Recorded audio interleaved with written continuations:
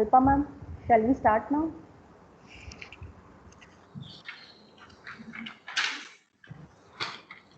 Yes, let us start. Okay, ma'am.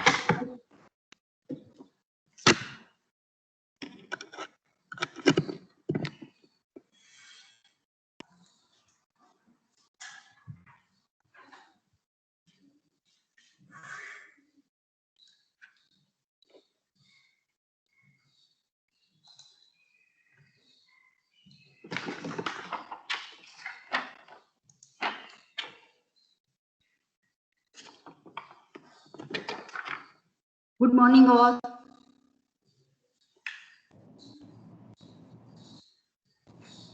Am I audible? Yes, audible. Thank you. I welcome Ms. Sangin Desai, dear colleagues and dear participants, in the first session of third day. Warm welcome in this STTP. Today we have experts from Kerala Ground Engineering, India. Let me give you introduction. I am Alpa Shah from Applied Mechanics Department and one of the coordinator of this STTP. Basically, Keller India is a part of renowned world-leading company Keller Group.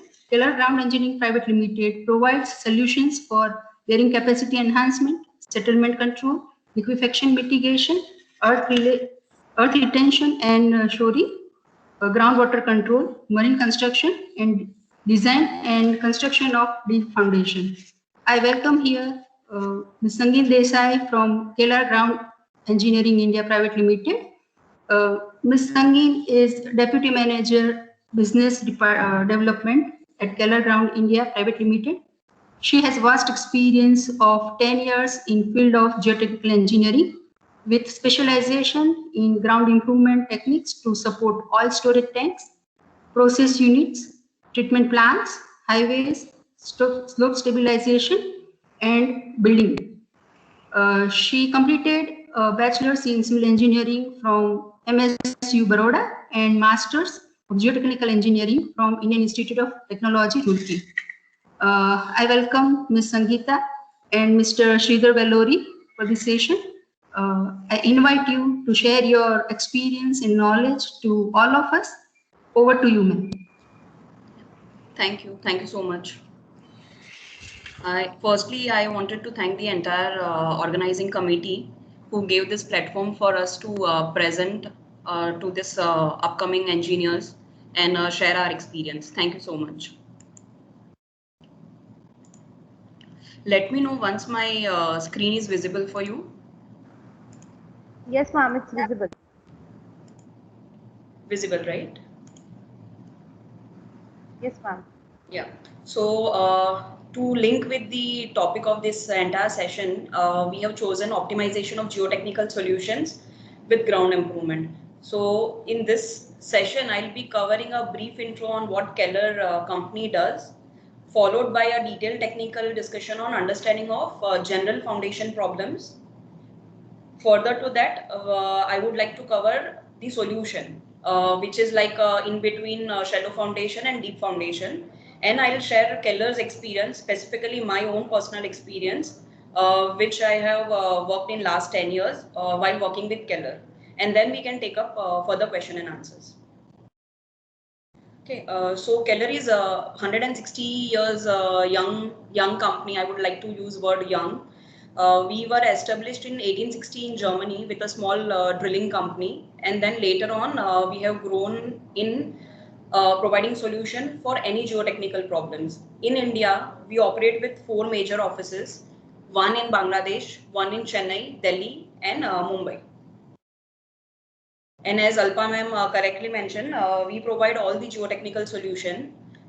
It can be settlement control, it can be liquefaction mitigation, earth retention, bearing capacity, or seepage control. So these are the major geotechnical problems which we face across when we are working in field.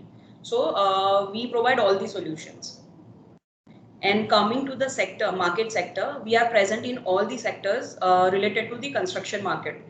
It is oil and gas, power, transportation, industrial, hydro, ports, real estate, any sector, we are present. covering to all this sector, I'll be covering some of the case studies in my next few slides. So now, first we should understand what are the foundation problems which we normally come across when we design any of the structure. Okay, so foundation problem comes when there is a reclaimed soil, freshly reclaimed soil, soft clays, marine clays, pit or organic clays, or residual deposit, or maybe some soil with a high saline content or salt pond. So these are the soils when we have a problem when we have to design the structure. So earlier what used to happen, structures we used to design only where we find a good soil, but now good soil definition is no more existing. So we have to work in this type of soil condition. So what are the general problems which we face? It is bearing capacity, because these soils are quite weak. It cannot take a structure load. Second is it will have very high settlement, because never in its life this soil has experienced any load on it. Third thing is slope stability. If any structure we want to make, it can tilt, or if there is an embankment which is to be constructed, it will have a slope failure. And fourth is, but that is very important thing, liquefaction mitigation. Since after our Gujarat earthquake in Bhuj, entire codal requirement has been revised now. So most of the areas falls into zone 4 and zone 5, and specifically Gujarat, north part of Gujarat is in zone 5. So liquefaction nowadays is taken as a topmost priority when we design geotechnically. So as I just mentioned, that these are the 4 points which we have to address when we design any foundation. So what happens if soil has a low bearing capacity? It will have a shear failure or punching failure or local failure. This will result into tippling, overturning, or differential settlement, or maybe the entire structure goes down vertically. And in case of embankment, there can be a high vertical moment or vertical settlement, which results into lateral movement of the structure. So that will result in collapse of entire embankment. And earthquake, it is like if we have a loose sand or silt, because of earthquake excitation, there will be excess pore pressure that gets generated. I'll show one video in my next slide what actually happens when the earthquake is experienced. Okay. I'll play this video.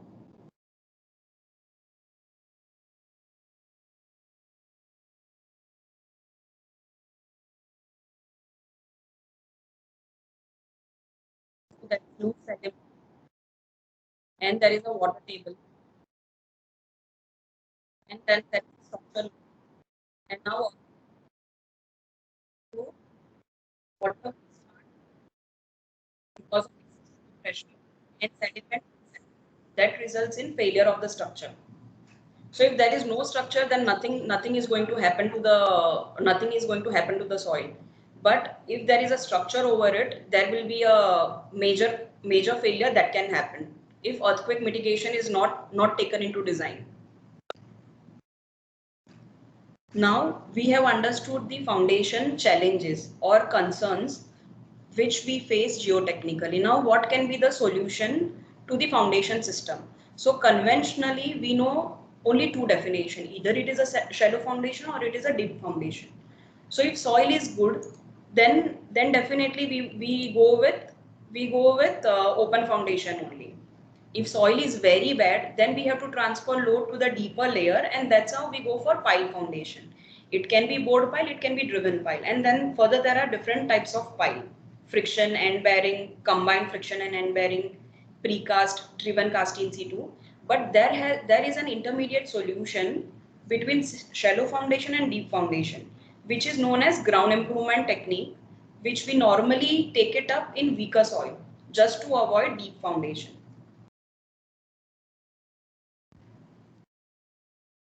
Okay, so if the soil is very good, say it is a dense sand, or it is very hard clay, or it is a rock, then directly any structure we can put on open foundation. We don't have any problem of settlement, bearing, liquefaction, nothing, no worries. And other thing,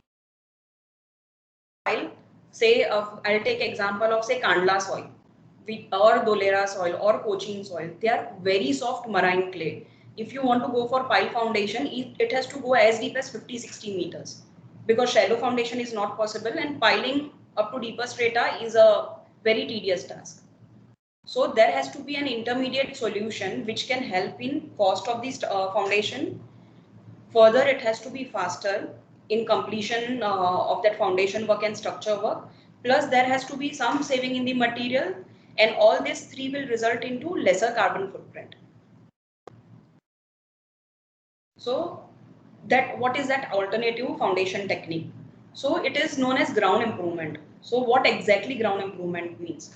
So, ground improvement is physical alteration or controlled alteration of in situ soil in order to achieve the intended satisfactory response of the existing structure of the proposed structure by keeping environmental as well as engineering requirement in line.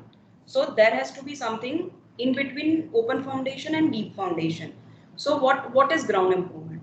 So it can be either replacement of the entire soft layer, 100% replacement, or it can be a partial replacement with different techniques. So those techniques I'll be covering in my next few slides. So if we want to change our mind, we have to go for an innovation in the foundation solution. So we cannot simply go for open foundation or deep foundation. So there has to be some alternative if we want to grow as a Indian construction market. So what is required? So lot of R&D is required, some cost investment is required. Further, we have to work on reducing carbon footprint. Nowadays, steel is also very expensive. So certain intermediate solution is required basically. So this is the same thing. So without innovation, there is nothing, because earlier there was only open foundation, but because of necessity and requirement, deep foundation came. But now again there is requirement or necessity related to time, saving, carbon footprint. So further innovation is required. So there are few different types of ground improvement. So ground improvement can be achieved by densification of the soil. It can be achieved by reinforcement of the in situ soil. It can be achieved by consolidating the soil or by chemical modification. So densification is possible only in case of non-cohesive soils. It can be done with the help of vibrocompaction or vibrostone column. Reinforcement is by using vibrostone column. So what is vibrostone column? It is injecting stone 75 mm down or 40 mm down, small crushed stone aggregate inside the soil, and then we go and densify it. And this is like we are reinforcing the in situ soil. Consolidation of the soil is, the consolidation process is applicable only in case of cohesive soils. So clay normally doesn't react until and unless some load comes and sits on it. Okay, so when load is there, soil is going to go down, some settlement will happen. Okay, but it will take years and years for that soft clay to settle. So what can be the solution? Either we can install PVD and then load it, or we can do vacuum consolidation, or we can install stone column and we can preload it. These techniques will help in reducing the settlement time. Say if we haven't done any treatment, it may take 50 years for that clay to settle, but we cannot allow it to settle in 50 years because of the requirement of the superstructure. So this will faster the process by installing PVD or vacuum consolidation or by stone column. And fourth is chemical modification. So what is chemical modification? So this is like in the in situ soil, we mix either lime or we mix cement slurry within the soil and we make it hard. So this type of technique can be grouting, deep soil mixing, or jet grouting. So injection grouting is a simple, it is quite used in Indian market also. Deep soil mixing and jet grouting are not very much into Indian market, but overseas these techniques are quite comfortably used for mitigation of liquefaction, for addressing settlement, bearing, and stability, as well as for cutoff wall also. These techniques are used for a watertight retention system. So as I mentioned, there are different ground improvement techniques. So in this particular presentation, I'll be covering vibrocompaction, vibro stone column or vibro replacement, and jet grouting. These are the three techniques which I'll be covering in my presentation, considering the market, Indian market. So ground improvement technique is known as deep vibro technique. So what is deep vibro technique? First, I'll explain you feasibility. How do we check whether deep vibro technique is feasible in XYZ soil type or not? So when it comes to vibro compaction, it is feasible in small size of pebbles, followed by sand, clean sand, or mixed with silt up to less than 10%. The moment silt content or fine content is more than 20%, we have to go for vibro replacement, or we call it vibro stone column. So stone column is feasible in any soil type, provided technical performance is satisfied. So stone column, we have two different types. Vibro stone column can be installed by wet method, or it can be installed by dry method. In next slide, I'll be covering the difference between wet and dry method.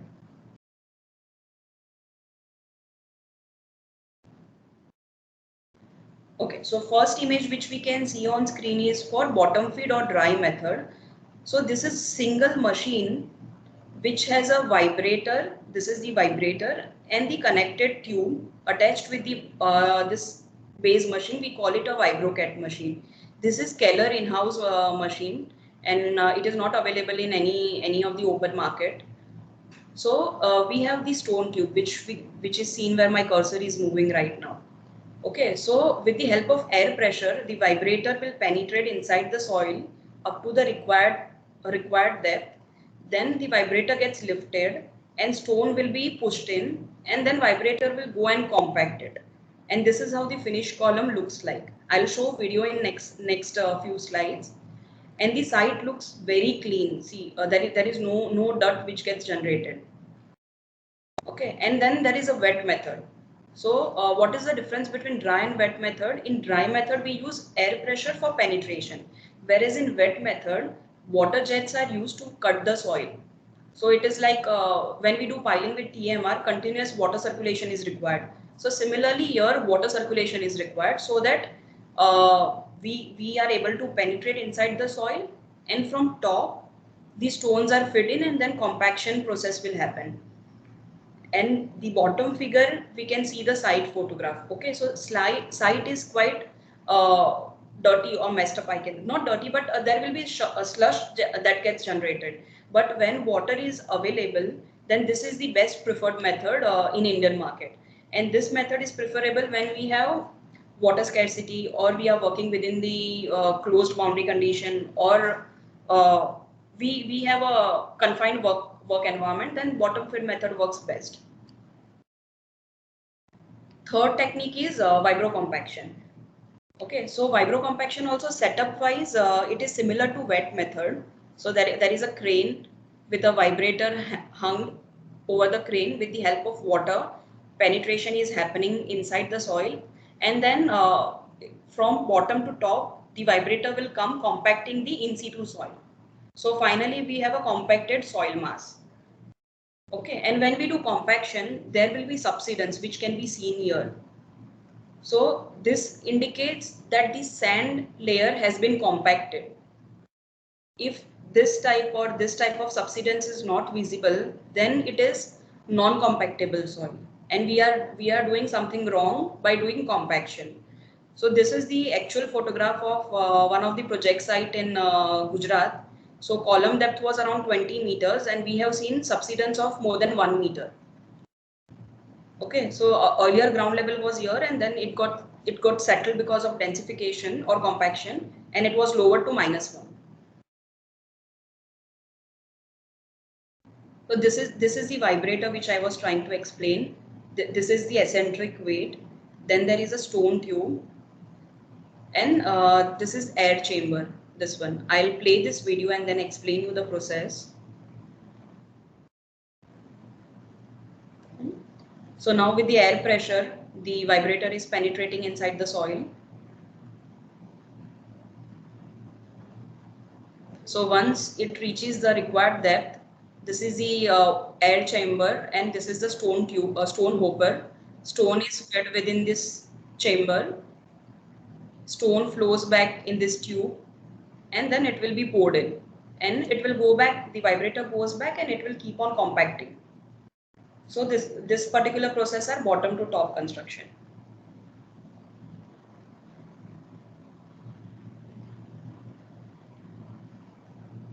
So the entire vibrator always is within the soil, so there is no issue of collapse. Nothing will happen, and we form a very nice compacted stone column, vibro stone column. Now coming back to wet method or vibro compaction process. Sorry.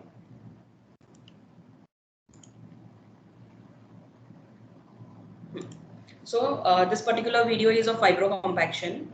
So with the help of water jets, penetration has happened. So vibrator will stay at that particular depth. It will vibrate. That will result in compaction of the in situ soil. So to compensate for the compaction, further sand is fed in, so that we are back at the top level from where we started working. But say if it is okay for the client to hand over at this level, at the subsided level, then we don't pour additional sand from the top. Now I have one more video. This will give a better visualization. This is a 3D video. Maybe this will be helpful.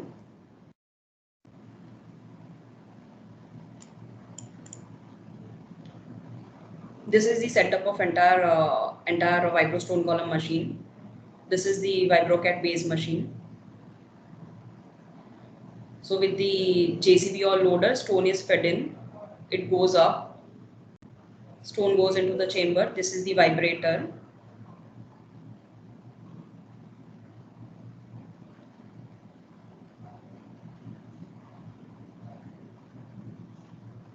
Okay. So stone, it will release, and then it will go back to that actual depth, and it will compact it. So this is going back and compacting it.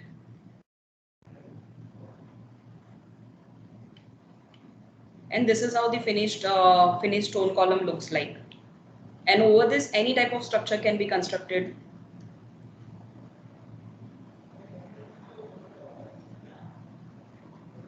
So the bulging which was visible, it is because there was the bulging which is seen here. It is because of that soft soil was there at that particular depth. So some bulging will happen.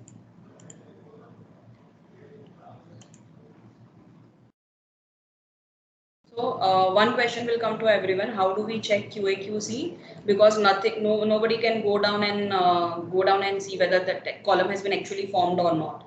So we have few QA/QC check which we do when we are installing the column as well as after installation of columns.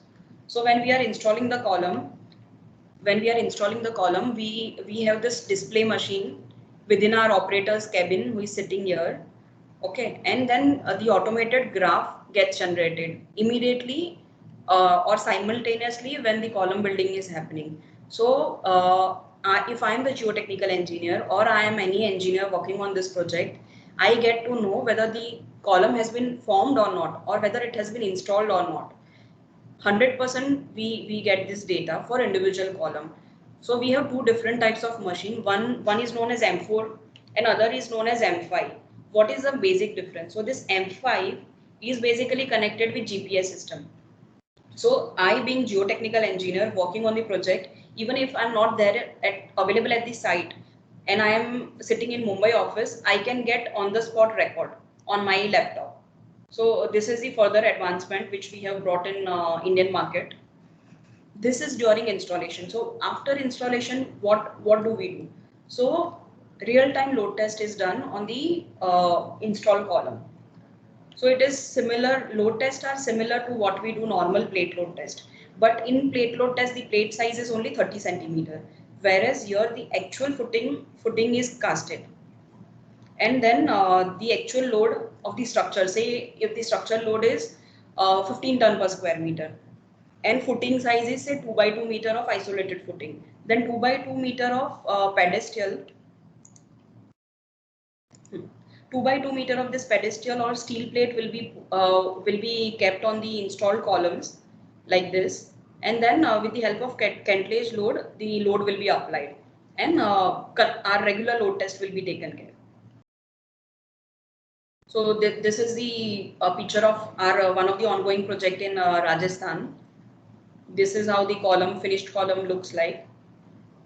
This is the data which I was telling, automated graph. So in this particular project, column depth was 5 meters. So from here I get to know that my column has been installed up to 5 meters.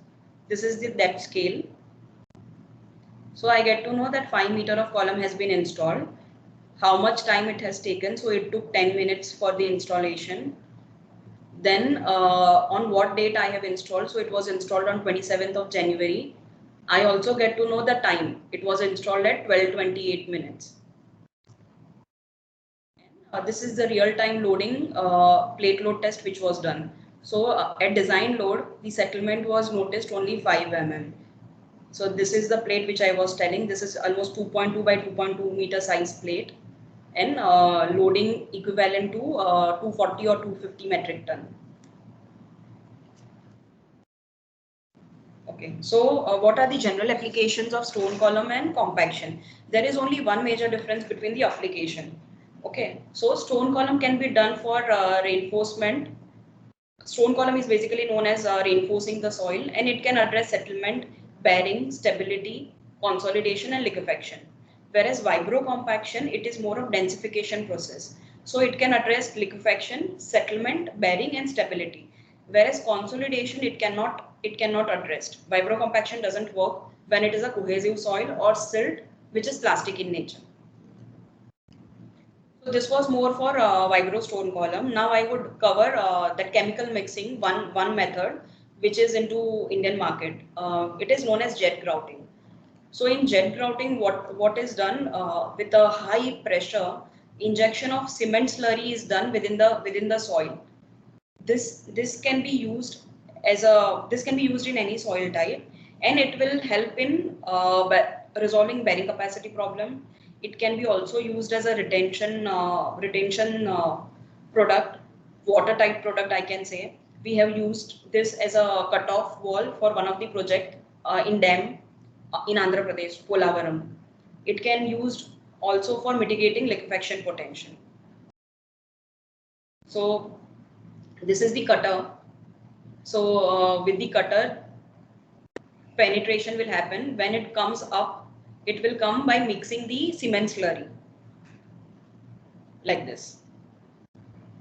So again, this is bottom to top construction. So entire time that cutter will be within the soil only.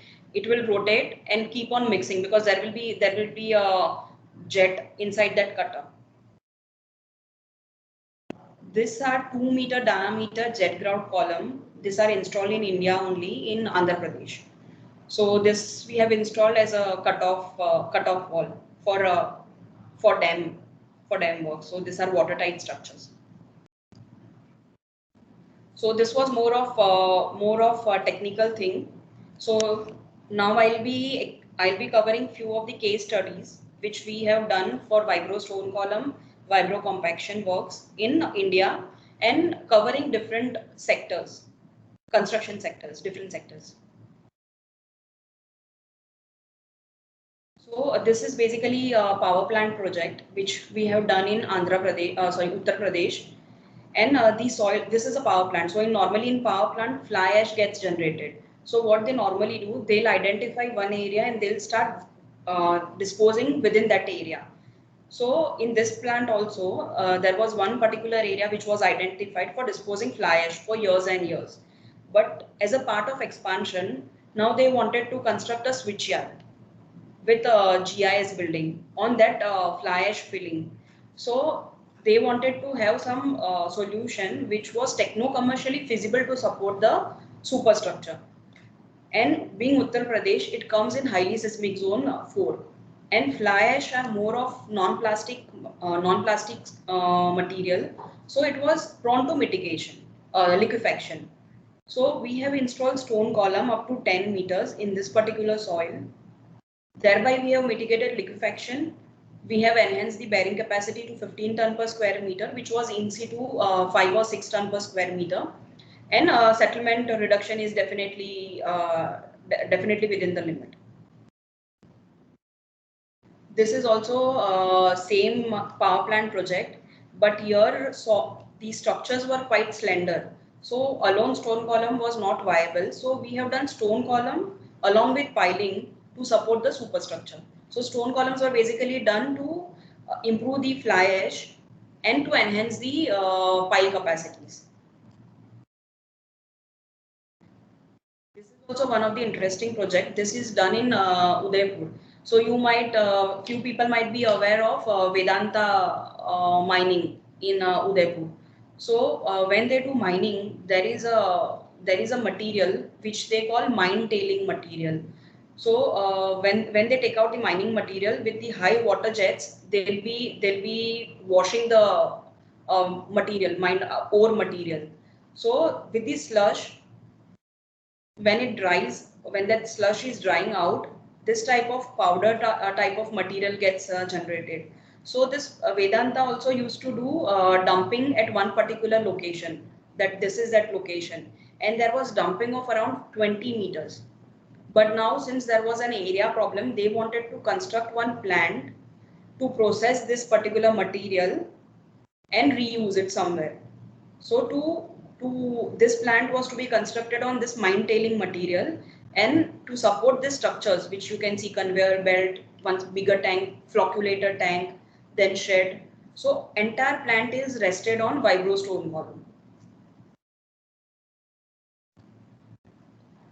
Okay. Then there is this Archon marine chemical project. This is located in north part of Gujarat, Hajipir. This is close to Nakhatrana, a major town known to few people. Here the concern was the soil of this particular region has very high salt content. Okay, so if we want to go with pile foundation, then permanent liner requirement was quite deeper. So we have executed vibro stone column to support the entire units proposed for this chemical plant. So why people will be thinking, why stone column? Okay, why salt will not have any impact on stone column? So see, stone is a regular crust material which we normally get. Okay, so nothing is going to happen to stone when it comes in contact with the saline soil. But if it is concrete or if it is steel, it will have a problem because of foreign material and its reaction with the salt. So that is the reason why pile was avoided for this particular project. Then in building sector, we have done this temple work for Jain Derasar in Madhya Pradesh.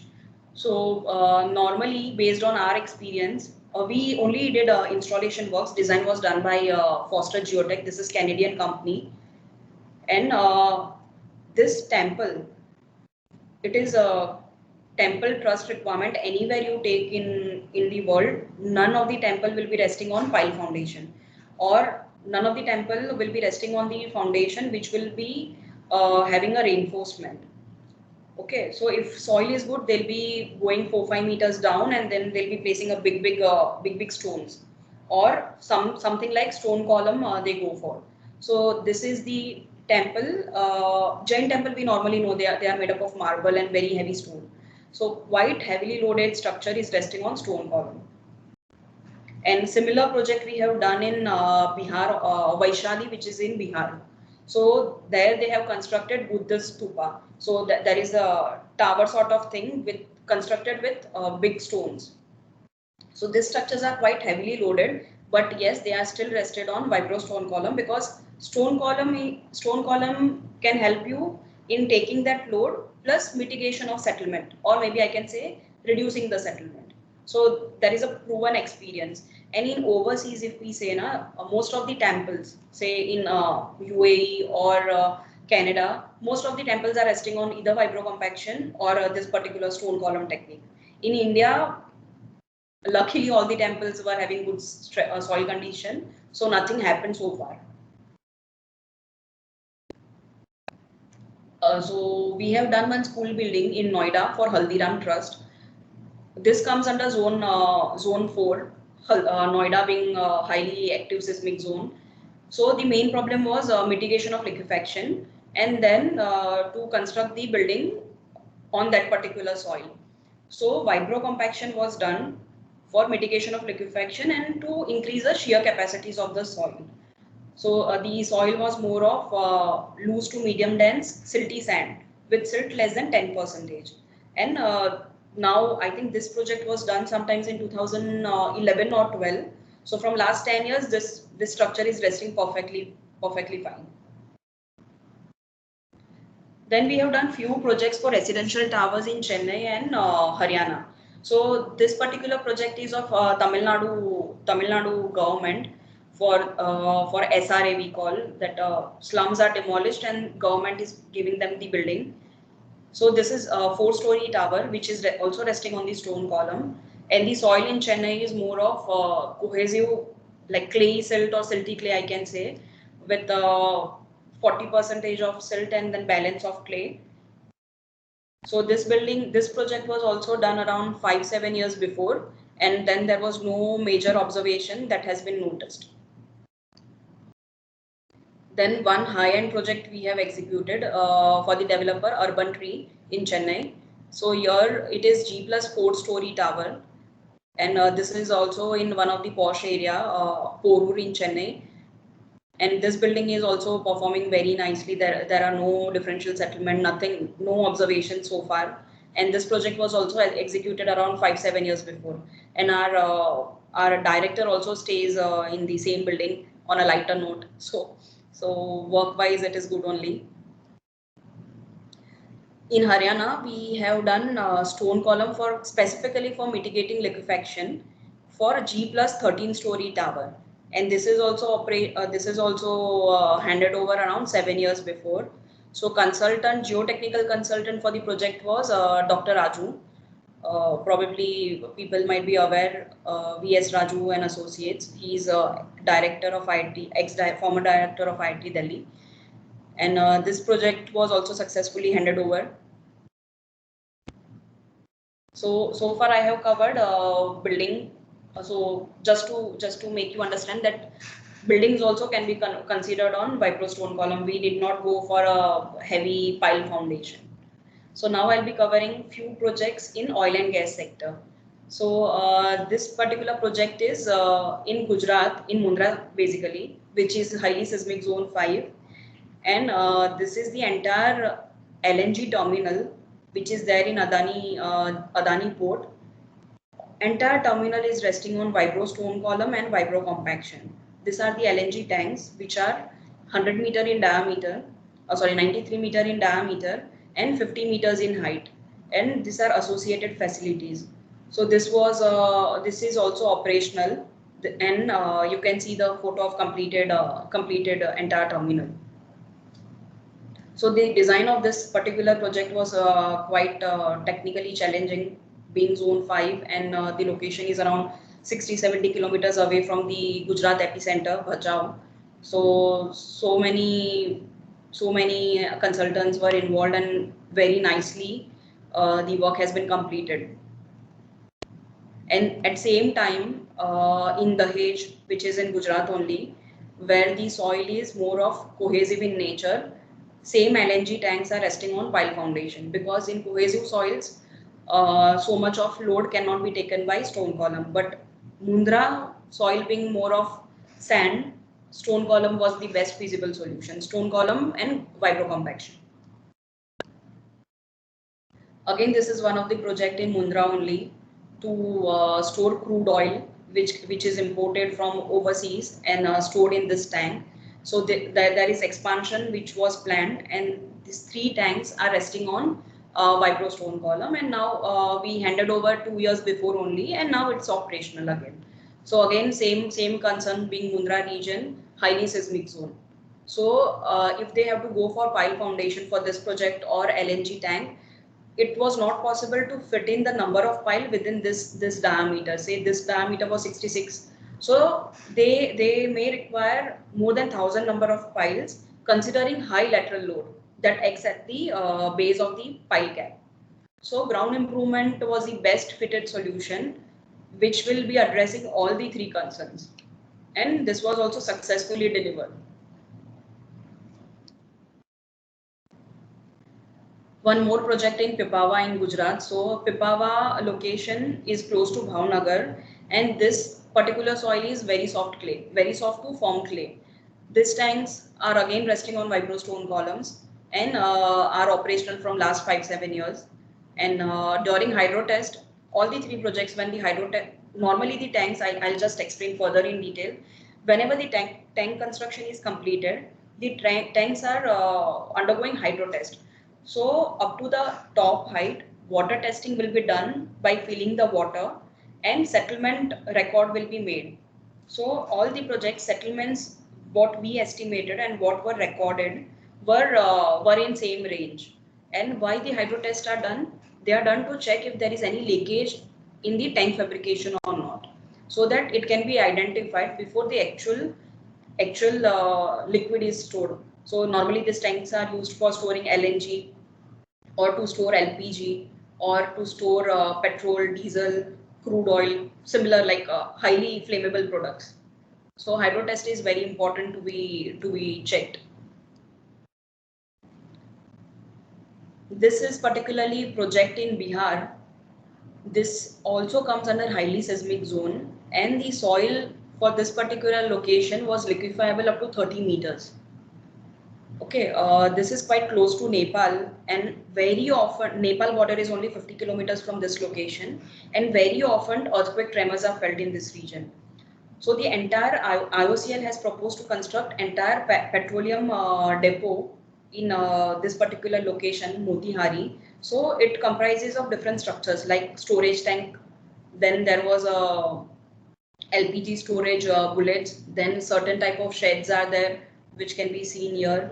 These are few of the tanks. This is also one of the shed. So if it was to be considered on pile foundation, since the liquefiable depth is 30 meters, so fixity length was going even below 30 meters, and pile length was crossing 50 meters, which was resulting in very high project value, as well as it was resulting in quite a tight schedule. And this is like a project which is monitored by our honorable Prime Minister. So IOCL wanted to complete the project on time and with a techno-commercial solution. So the entire terminal is resting on combination of vibro compaction followed by vibrostone column. So I'll give one example. Say from ground level to 30 meters, the soil is liquefiable, and from top 5 meter is more of cohesive in nature. So 5 meter stone column was done, followed by vibro compaction. So installation wise, from bottom we started compaction, so -30 to -5, and then we installed a stone column from -5 to 0.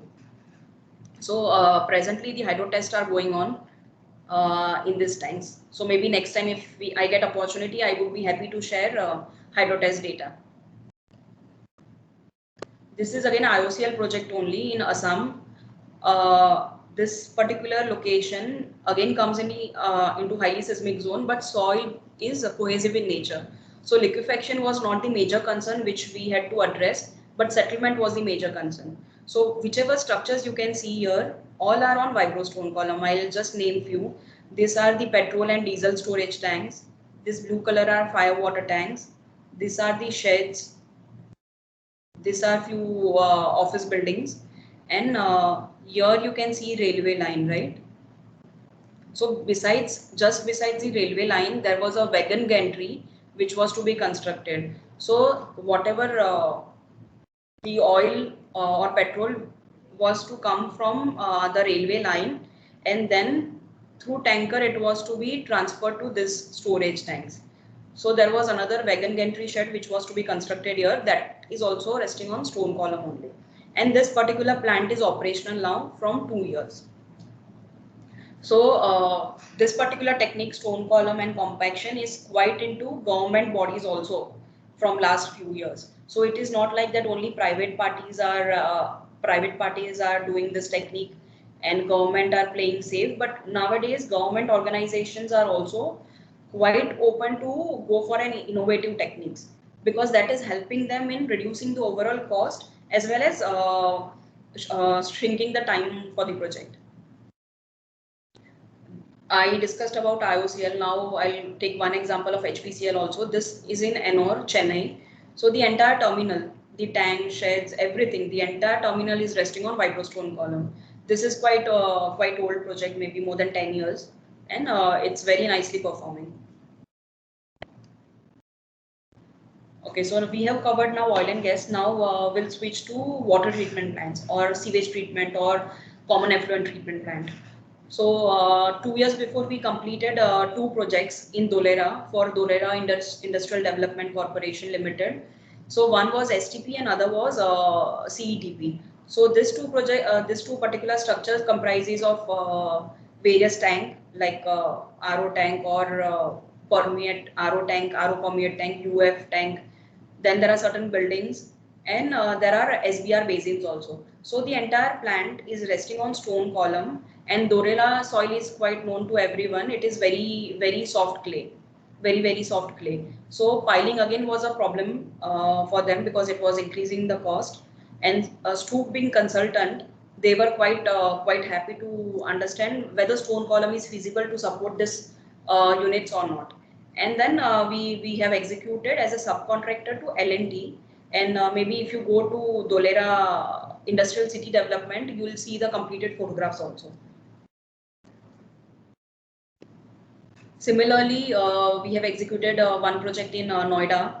Basically, it was major concern was mitigation of liquefaction, and the way Dholera was more of SBR basin technique. This was CTEC basin technique, and this is MCC room. So the entire treatment plant is resting on stone column. This was done under Greater Noida Development. So again, this is a government body. This particular project we have done with DJB. With DJB, we have completed around 7 to 8 projects in last 5-7 years within Delhi region to support the treatment units. So you can see the big size of flocculators here. You can see sludge tanks. So entire treatment plant, wastewater treatment plant is resting on stone column. So you can imagine the load from this clarifocculator. It is more than 15 ton per square meter. So plus this being in NCR region, it is prone for liquefaction. So if pile were to be considered, again a deeper pile will come. They cannot go for open foundation. So with stone column, all these structures are considered on open foundation. This is also in Delhi only. So Delhi region, the major concern is mitigation of liquefaction, and soil is quite feasible for vibrostone column. So it is quite open technique, and government agencies like DJB are quite comfortable adopting this technique nowadays. Now we'll go to a few of the industrial structures which we have supported on alternative technique. So this is one of the best project which we have done. So this is in Madhepura in Bihar. So Bihar government wanted to construct the locomotive fabrication factory in Bihar only, and a project was given to Tata Projects, and Alstom is the owner who is fabricating or making this railway coaches. So to support the entire facility, vibrocompaction technique has been done, because Bihar, again, we know that it comes in highly seismic zone. And if we don't do any mitigation of liquefaction mitigation, then we end up in structure failure when earthquake is there. Even a low magnitude earthquake can result in some. It will not result in collapse of the structure, but yes, some damage can be seen.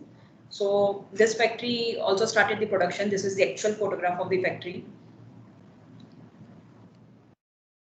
Similarly, in Hazira we have done. So Motihari was more of sand, but Hazira in Surat is more of alternate layers of sand and clay. So this is the L&T heavy fabrication heavy fabrication plant. So last two which can be seen 5 and 6 are resting on stone column. This is a huge shed wherein fabrication of heavy vessels are done. I'll just show you here. This is the vessel which is getting fabricated outside, but similarly it gets fabricated inside this shed, and then it is transported, then it is exported through sea route if it is outside India, or through trailers within India. This is tire factory which was done in Haryana. So tire factory is completely closed room. wherein fabrication will happen, production will happen. So this is also rested on buildings. You can see na, this entire buildings, this all are resting on complete vibro stone column. This is also one of the interesting project which we have done. This is in Kandla, and the structure which you can see is known as pier. So this pier, this is an open thing. So these piers are fabricated here, and then through ship they were supposed to export this particular fabricated mass. They were going to export. So to fabricate this, and Kandla, I earlier mentioned that it is excessively soft clay. So piling was not the option because it is a temporary foundation which is required. So to support this, there is a raft below this, or maybe we can say a hearth stand. Technically, we call it hearth stand. So this hearth stand is resting on stone column, and then fabrication of these vessels were done, and then they were dispatched from here. And these vessels were hydro tested also, so it was not only the dead weight, but water weight was also there, and there was no differential settlement which was noticed. This also is in Pipavav in Gujarat only. I have tried to cover a good amount of projects which we have done within Gujarat. So people already know the soil condition within Gujarat region. That is the reason. So this we have done for APM terminal in Pipavav. This is a container terminal. So this is actual photograph. So this gantry which can be seen now. So this gantry, there is a rail below it. I'm not sure whether it is visible or not, but there are wheels here, and this gantry moves front and back. So the pavement area where these containers are resting, and the rail on which the gantry is moving, both are resting on stone column. So the gantry, there is a main problem of differential settlement, because you can see wheels here. There are 4 legs. Okay, so this leg to this leg also differential settlement is important, plus this leg to a third leg also differential settlement is important. If it is settling uneven, then there are chances that toppling will happen. So that was the reason why stone columns were installed below this beam, as well as below the container stack, because container stack also they normally stack in 5 or 6 levels. So if there is a differential settlement, the stack will be toppling down. So this is one of the project where differential settlement is a major concern, but with stone column we can mitigate that as well. So with this I would like to conclude with a few concluding note. Say piling, everyone should keep in mind that piling is not the only solution. There can be alternative or optimized solution which can help in cost and time saving, and further adding to reduction in carbon footprint, because we are not using cement, we are not using steel, which results in impacting environment, but we are using simple crushed stone aggregates. So it is only stone. Okay, so nothing, no wearing and tearing can happen to that material, and we are putting inside the soil. So nothing is going to happen. Second, there has to be a state of art experience if we want to implement or execute specialized foundation technique, and that comes with techno-commercial and operational excellence and best practices which the company will adopt. Further, we have to ensure international standard practices, so that our project any project should be having environmental friendly solution. So with this I would like to conclude, and would like to take up any queries if you have. Thank you so much for listening to the entire session.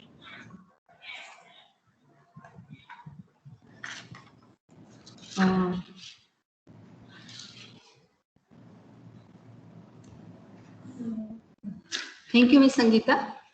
You have nicely introduced ground improvement as an intermediate process for foundation design on weak soil. You have nicely explained various ground improvement techniques with its suitability of application, and many case studies are involved for various types of structures, and this surely built confidence and knowledge of our participants in area of ground improvement technique. Thank you, Ms. Sangeeta. Now the session is open for question answer. Participant can ask a question by unmuting mic or can write in chat box or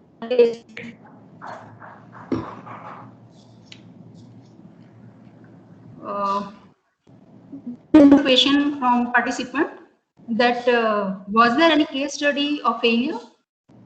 No, not so far we have recorded, because in India we are operational since 2002. So far there is no failure. Okay. Another question is, in case of structures like wind turbine, structural skirts are used as ground improvement techniques. We found that from different research papers that it improves the loading capacity in a good range.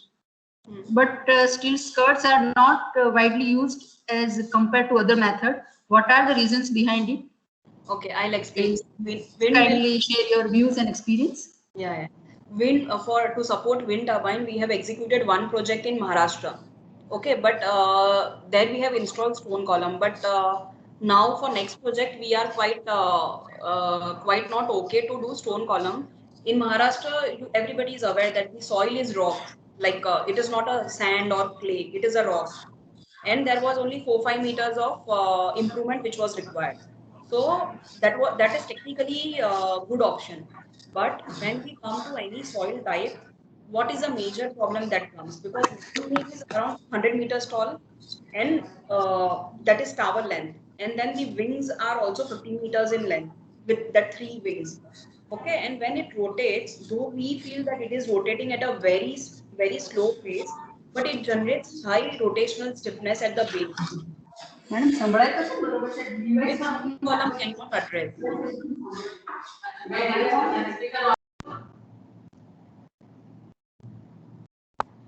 Audible?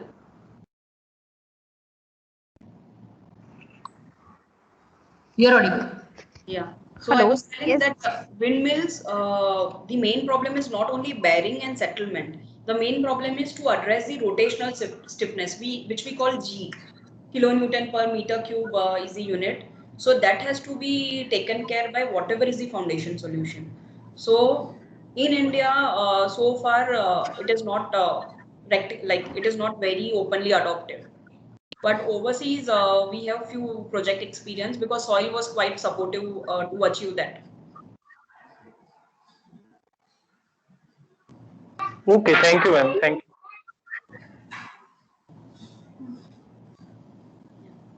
you.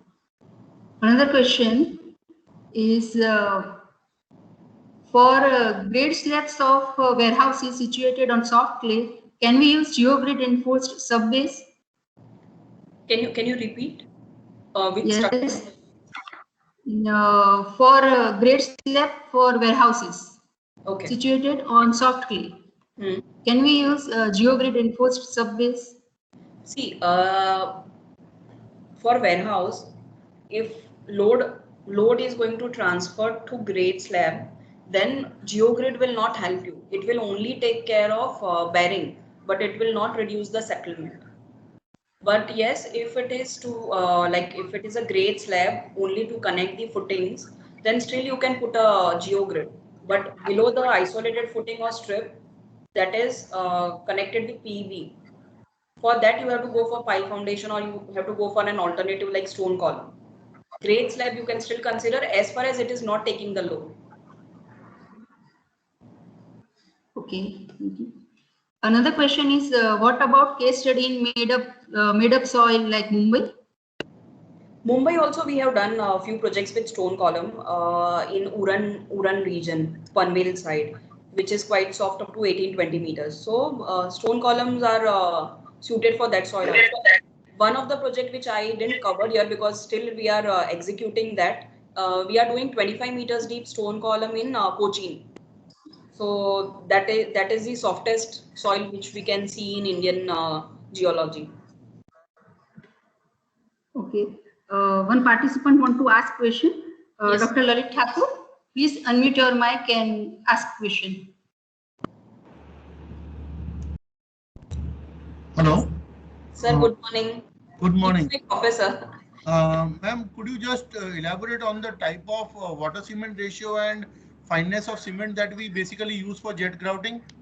Sir, jet grout. Sir, first of all, sir, how are you? You are my professor. Fine, ma'am. Fine. Yeah. So jet grouting actually the water cement ratio is decided based on the soil type. Say if it is cohesive soil, then it will be some different requirement. If it is sandy soil, it will be a different requirement. And the fineness of cement that we use in jet grouting, That is our regular OPC cement OPC, only we use. Yes, yes, normal OPC only. So yes. we don't on site prefer any finer sands or finer cements. Nothing, sir. Simple Okay. cement mixed with water. Sure. Thank you. One more question is there. It's different. Is biostabilization has been adopted in any application till date, or is it having any scope in future? Ma'am, your voice is quite breaking for me. Okay. One.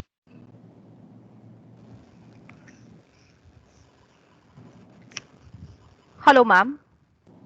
Yes. Yes, so the question is asked by one of the Yes, participants is biostabilization has been Am I adopted in audible? any application till date, or is it having any scope in future? It will definitely have, but not sure how far it will be accepted in Indian market. There are good professors who are doing research in that particular area, but Okay, very limited application so far. okay, okay, ma'am. One another question is there, which is the most adopted technique for slope improvement? Hmm. So this particular slope is related to road or it is for an embankment, like because there is a different product solution. If it is like if we go to Lonavala side, so we see the different type of slope protection is required. Say there is a rock fall, so netting is done. Or say if we go to Shimla, Manali region, there is a different sort of protection which is we call gabion wall. But say if there is a road embankment, okay, road embankment or railway embankment, then for that we can still consider some other technique like stone column to support the entire embankment and to limit the failure. Okay. Ma'am, one another question is there. Sir Munawara Ahmed Jamnu, sir, can you please unmute your mic and ask your question?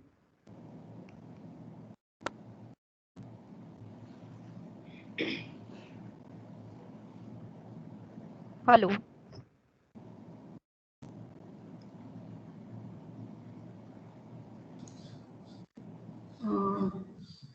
The question. Okay. So mic doesn't work of the participant Munawara Ahmed. So I'll explain the question. What can be suggested for a small building with 20 columns having maximum load 800 kilonewton per column when sandy strata are there up to large depth? Ma'am, you may have to repeat because, or maybe you can switch off your video because bandwidth is getting, shorter, it seems. Okay, Yes. ma'am. So the question is I'll share it. yes, yes, What yes. can be the suggested for a small building 9 meter cross 14 meter with 20 columns having maximum load of 800 kilonewton per column when sandy strata are there up to large depth? Okay, then best is it will be on isolated footing, right? So maybe you can replace the weaker soil type with GSB layer or WMM layer we call remove and replacement of the layer which will contribute for the settlement. So say your footing size is 2 by 2 and it is resting at 2 meters below ground level, then you have to go for 4 to 5 meters of replacement if it is only a standalone building. So stone and sand mixture can be used and layer by layer compaction. Okay. Any other question? Manish bhai? Good morning, madam. Good morning, sir. Madam, my question is related with respect to the stone column interaction that is generally being taking place as far as the marine soils are concerned. Generally, whenever you are installing a stone column, probably by, I think, the wet feeding method. Okay. In that case, how you are able to control the groundwater flow if it is there? With wet method, you are telling, sir? Yeah. Okay. So, sir, in wet method, anyway, we are using water jets for penetration. So there will be a slush that gets generated, which will be mixed of water with in situ soil.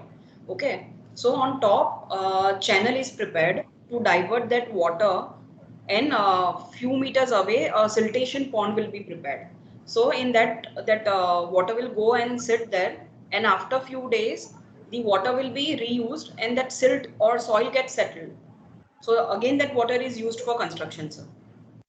But in case of your jetting action, there is a possibility that there is a good amount of squat, in other words, erosion, particular to that borehole or particular to that, let us say, that bore.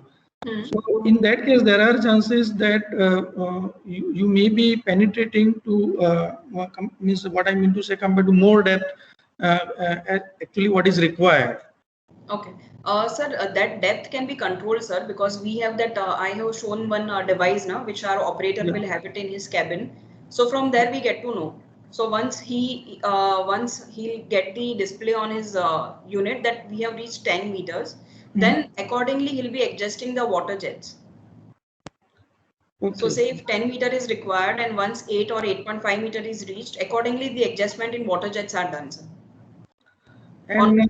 And madam, another thing in the same direction, that have you assured that the whatever spacing means you have selected, okay, no doubt that you are using CPT and some other methods to cross check the efficiency of your method which you have implemented. But apart from that, any other technique or any other simulation you people are doing? We do load test. See, when we do design, it is completely theoretical based on the raw data of boreholes or CPTs or crosshole test or dilatometer test.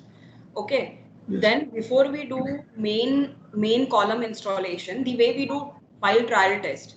Similarly, trial works are done for stone column also before the actual piles are installed. Okay. And then real-time testing is done using either confirmatory post boreholes or doing load test. So then validation is done, and then only main columns are processed for installation. Say, I'll take example of few projects where we have done 3 to 4 different trials to see which technique is best suited. For stone column, probably it is not required to go for 2-3 trials, but for vibro compaction, it is required, sir. Because stone column में sir कैसा होता है, the closer we go, it is good. But compaction में it is good if there is a wider grid spacing, so that the influence area is quite bigger for vibrator when we do vibro compaction. So when we are doing compaction at 2.5 meter grid and 3 meter grid, it may happen that 3 meter is giving a better result. Okay. Even another question, madam, that is with reference to the ground improvement means methods only. Many times it has been seen in the project that whenever particular ground improvement technique is being selected with reference to the soil conditions or with respect to the project requirement, okay, but sometimes there are chances that later on the project is changed, or even sometimes the techniques are also changed at intermediate level. Okay, so in such cases, particularly in such cases, how you ensure or that there is a what I mean to say is a compatibility between the various phases of your method. Okay, so you're just for my better understanding, you are asking that already installation of ground improvement is done, but then structure requirement got changed. Yeah. Like earlier it was to be designed for 10 ton per square meter, but now it is required 15 ton per square meter. Yeah, yes, ma'am. Okay. So normally this like never happens. Okay, because foundation work तभी होता है जब structure super structure का design almost freezed होता है. Hmm. And certain times for small unit it may happen that we design for 10 ton per square meter, but with an isolated footing. Okay, but then if structure requirement is different, say if it has increased to 10 instead of 10 it has increased to 12, then we suggest them to go for a strip footing or go for a raft foundation so that the dispersion area is more and bearing capacity can be achieved. No, no, actually, why I asked this question, that was with respect to the perspective that presently India is witnessing many undefined natural calamities. Okay, since last 2 years or 3 years, we are witnessing this, that in the various coastal areas, India is witnessing various types of natural calamities. So what I mean to say that naturally those natural calamities, I don't think that there is a part, it is in the part of design. So that is where the challenge is in lying, that how you account, is there any policy means your company is making to accompany all these things, or? Sir, the calamities are only two types of calamities. Either it is a tsunami type of thing that water comes out, or it is high wind. So not in Indian market, specifically in east coastline, we don't have the problem on western coastline, but east coastline we have problem of high wind or cyclone. So that is taken care in superstructure design, and accordingly loads are given to design for foundation. It can be pile foundation or it can be any other XYZ alternative techniques. But that wind force, high wind force are taken into structural design to calculate the vertical loads or bending moment. And then they will give what load is getting transferred to the bottom. Yeah, that is okay. Okay, thank you, ma'am. Thank you very much. Thank you for your. Thank you, sir. Thank you, madam. Thank you, madam, for accepting our invitation and sharing your valuable experience and knowledge with us. We are highly thankful on behalf of Applied Mechanics Department. I once again thank you, madam. Thank you. Thank you so much for giving this opportunity. Thank you, ma'am. Thank you very much. Okay. I log out now? Yes, ma'am.